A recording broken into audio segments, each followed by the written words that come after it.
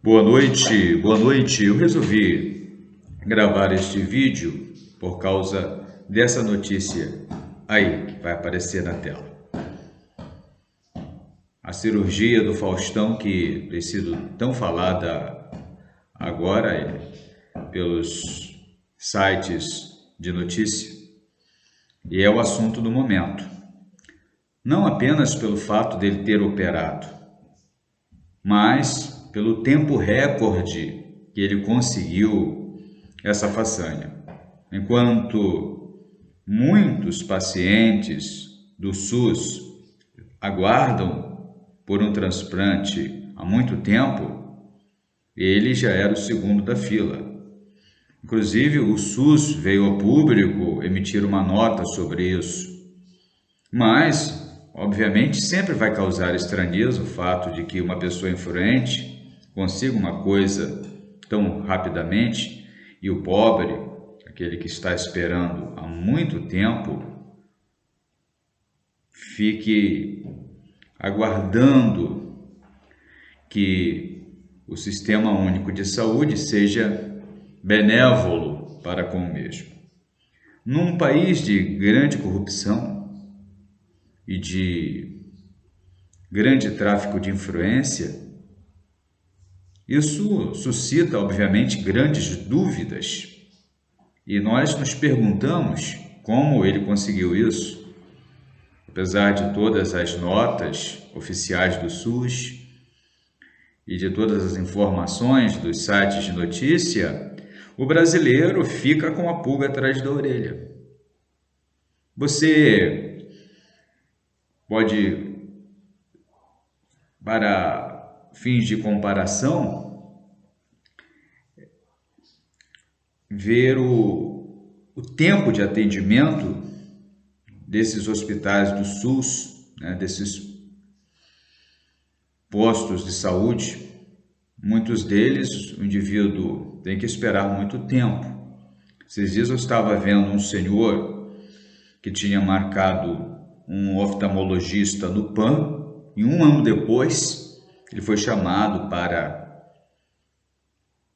o atendimento. Imagine os pacientes de câncer, os pacientes oncológicos que têm que esperar pelo primeiro atendimento meses. Vemos que o sistema por si só ele já está engessado. E há sempre o jeitinho brasileiro. Quantas pessoas são colocadas na frente? Quantas pessoas, por terem um certo conhecimento com esse ou aquele indivíduo que trabalha em determinado setor, conseguem furar a fila? É lamentável, mas todos nós brasileiros nos sentimos um pouco passados para trás, apesar de todas as desculpas. Nós, obviamente, não queríamos nenhum mal para o apresentador, que ele pudesse também esperar como os outros que estão na mesma sorte. Mas a estranheza é como rapidamente se conseguiu um doador para fazer este transplante. Então fica a pergunta e a dúvida que está na cabeça de todos os brasileiros e que tem toda a razão. Nós não confiamos no Sistema Único de Saúde. Nós não confiamos nas estruturas brasileiras. Eu não gosto de falar sobre política. Eu acho que a minha missão, o meu chamado é pregar o Evangelho, e a Bíblia diz que quem milita não deve se embaraçar com os negócios desta vida. Mas muitas vezes nós temos que falar. Sabemos que todas as estruturas deste mundo jazem no maligno. Não haverá mudanças significativas aqui, em que pesem os argumentos dos políticos, e muitos até têm uma certa boa vontade.